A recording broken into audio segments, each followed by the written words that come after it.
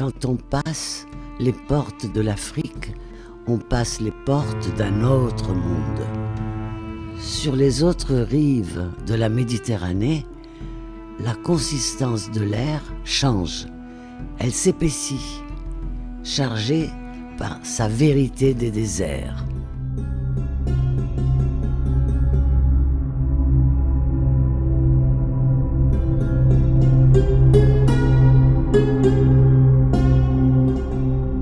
Bonjour et bienvenue au Château-Musée de Nemours. Nous sommes aujourd'hui dans un château construit au XIIe siècle qui, depuis 1903, est transformé en musée et donc nous bénéficions de cette double appellation château et musée. Et aujourd'hui, je vous invite à venir découvrir l'exposition Rêves d'Orient, une exposition organisée par la municipalité de Nemours du 27 novembre au 27 mars 2022.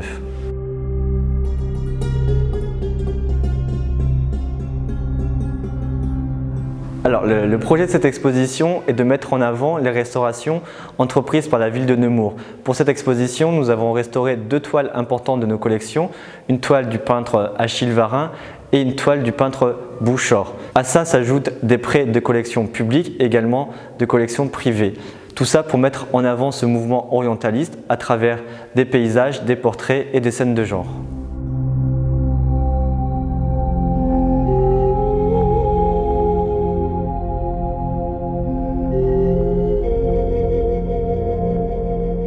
Dans cette première section de l'exposition, nous abordons le thème de la campagne d'Égypte, notamment à travers le prêt de deux éléments de collection privée, ces deux fauteuils. Ces deux fauteuils, c'est une chance pour nous de les avoir aujourd'hui, puisque initialement, les fauteuils étaient destinés au Grand Trianon de Versailles.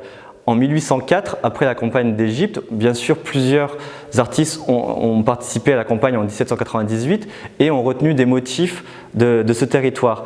Et en 1804, lorsque Napoléon passe commande à Jacob Desmalter d'un ensemble de mobilier pour les appartements de la Reine-Mère au Grand Trianon, Jacob Desmalter utilise des motifs égyptiens pour ce mobilier, notamment ici des têtes de femmes égyptiennes et de lions. Et je vous disais que c'est une chance pour nous aujourd'hui de les avoir, puisque ce mobilier donc, appartenait aux collections de l'État. Et en 1881, sous la Troisième République, le mobilier a été vendu. Et aujourd'hui, il s'agit des deux seuls éléments non présents dans les collections du château de Versailles. Et dans cette même collection, nous avons pu bénéficier de cette étude préparatoire pour un très grand panneau, aujourd'hui conservé aussi dans les collections de Versailles, La Révolte du Caire du peintre Girodet.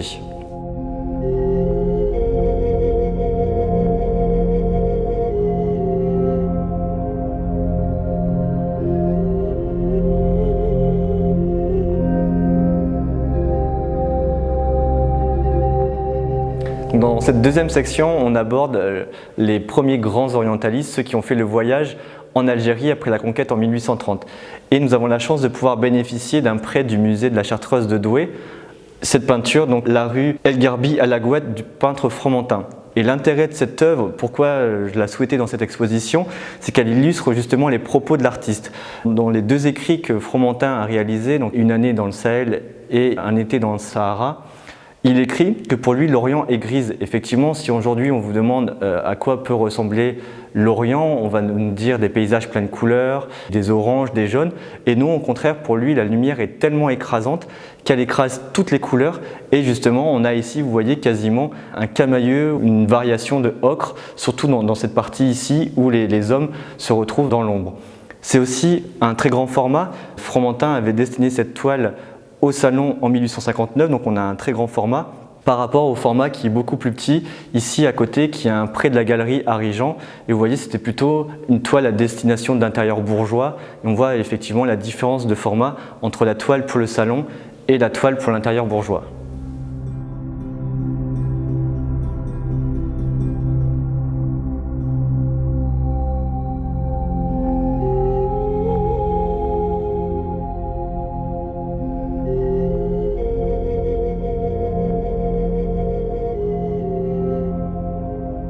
Alors on se retrouve ici devant Rebecca à la Fontaine, une peinture du peintre Achille Varin qui est à la fois une icône pour l'exposition mais une icône aussi de nos collections du point de vue de son format. C'est vraiment la plus grande œuvre de nos collections, une peinture qui fait 2 mètres sur 4 mètres et qui était entièrement restaurée pour cette exposition. Il y a à la fois eu un travail sur la couche picturale, également le châssis qui a été changé. Il y a eu des retouches, bien sûr, en plusieurs endroits, puisqu'il y avait des manques, il y avait des lacunes, il y avait la couche picturale qui se soulevait, il y avait également des arrachements de la toile. Donc la toile a été entièrement retravaillée, restaurée par les restauratrices, qui ont vraiment fait un travail exemplaire face à cette toile, et également une autre toile de nos collections, une toile du peintre Bouchard présentant l'Oasis à Biskra, dont le cadre a été restauré. Quelques mots peut-être supplémentaires sur cette toile, une toile du peintre Achille Varin. Elle est dans nos collections depuis 1903, mais on ne sait pas si c'est un don, si c'est un legs à la ville de Nemours. Et ici, donc, on est devant un sujet de l'Ancien Testament. Abraham doit épouser la femme qui lui donnera de l'eau. On a donc ce groupe de femmes ici à droite, Rebecca qui s'en détache et qui va chercher de l'eau pour à la fois Abraham et les dromadaires. Et c'était une toile qui a été présentée au Salon de Paris en 1896.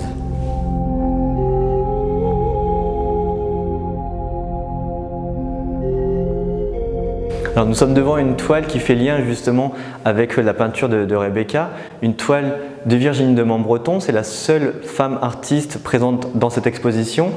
Et le lien se fait par l'exposition toujours au Salon à Paris en 1896. Cette fois, on est devant Agar et Ismaël. Il faut savoir que Virginie de Montbreton a fait le voyage en Algérie en 1895 avec son époux.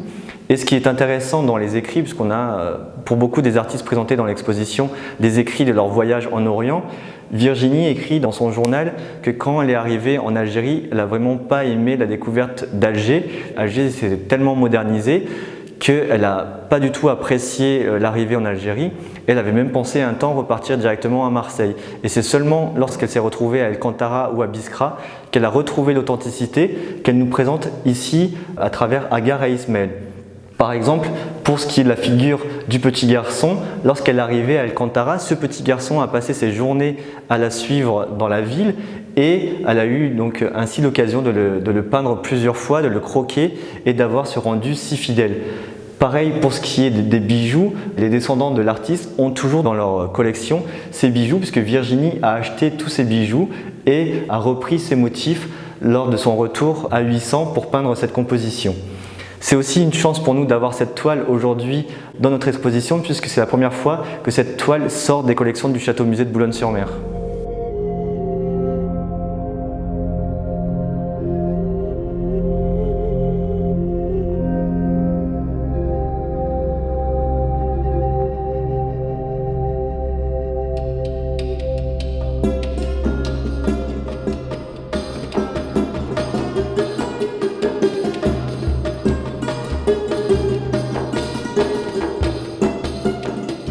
Alors, l'exposition aborde aussi la thématique du portrait et dans cette thématique, je souhaitais vous présenter ce très beau Carpeaux dont le titre est « Pourquoi naître esclave ?»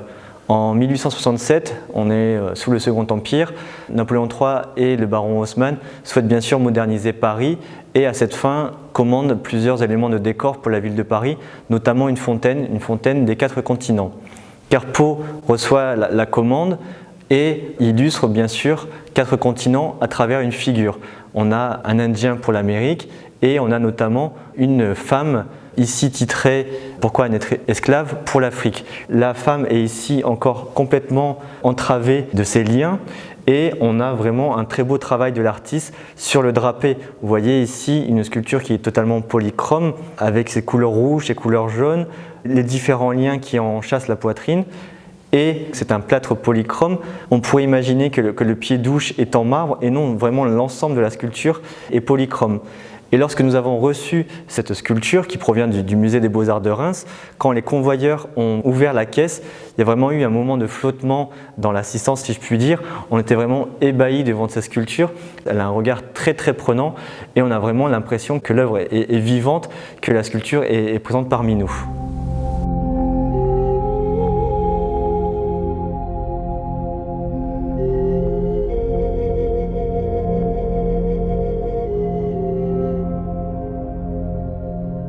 L'exposition présente également une petite sélection d'art animalier. Nous avons ici 2 dessins de Fromentin, notamment ici une étude d'un dromadaire, Ici, un chamelier à la fontaine, plein de détails. On voit vraiment comment l'artiste a pu faire des très grandes compositions comme celle présente au premier niveau, ou ici des petits dessins pleins de finesse.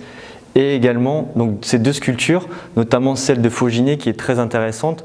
Aujourd'hui, quand on la regarde, on a une simple lecture. On voit ici un chasseur africain combattant une lionne, donc une version qu'on peut lire tout à fait facilement aujourd'hui en 2021. Et à l'époque de sa réalisation, donc en 1836, les contemporains avaient une autre vision de cette sculpture. On pouvait voir dans la figure du combattant la France et dans la figure de la lionne l'Algérie, puisqu'effectivement en 1836, on est encore en pleine conquête de l'Algérie.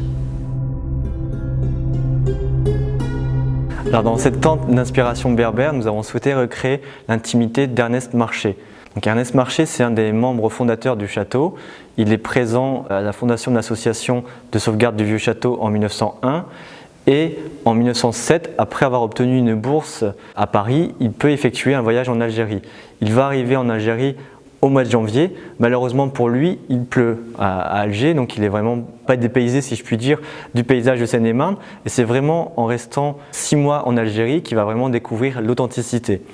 La chance pour nous, c'est d'avoir une bonne partie de son atelier présent dans nos collections et on a ainsi pu puiser tous les sujets en lien avec l'Algérie. On a notamment ici au mur plusieurs petites études sur bois ou sur carton, également des carnets à dessin, des croquis qu'on retrouve ici dans la vitrine. Et tous ces éléments lui ont permis de réaliser, lors de son retour en France, une très grande peinture qu'il a ensuite destinée au Salon de Paris en 1908. Ici, on est à Alcantara, on est face à un oued, donc on voit l'eau qui serpente ici à travers la composition avec une partie de l'ancienne ville, donc la ville rouge d'Alcantara, et dans le fond, une barrière montagneuse, donc l'Atlas, qui ferme la composition.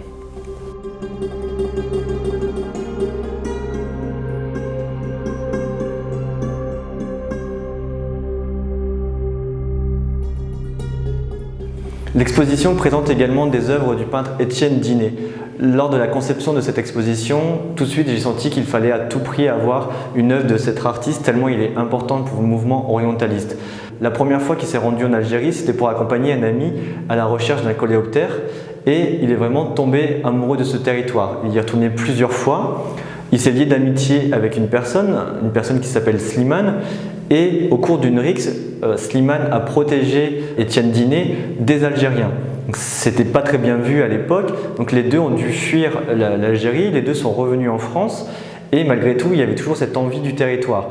Les deux sont repartis en Algérie, se sont installés à Boussada, et Étienne Dinet s'est converti à l'islam, il a changé de nom, il s'est fait appeler Nasrin Dinet par la suite, il effectuait le ramadan, il a également fait le voyage à la Mecque, et notamment après la Première Guerre mondiale, il a publié un ouvrage justement pour garder la mémoire de tous ces soldats maghrébins engagés pour la France.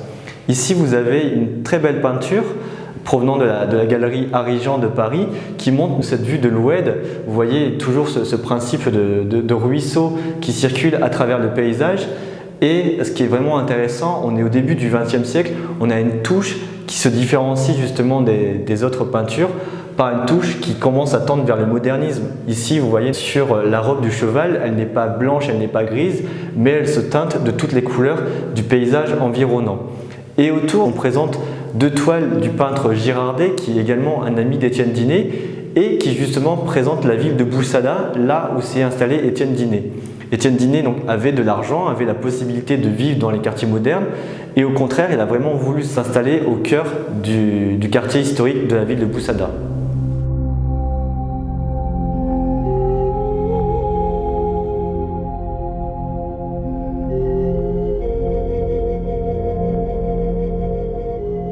Lorsque j'ai pris mon poste en juin 2021, il m'a semblé plus qu'important de faire appel à la population de Nemours.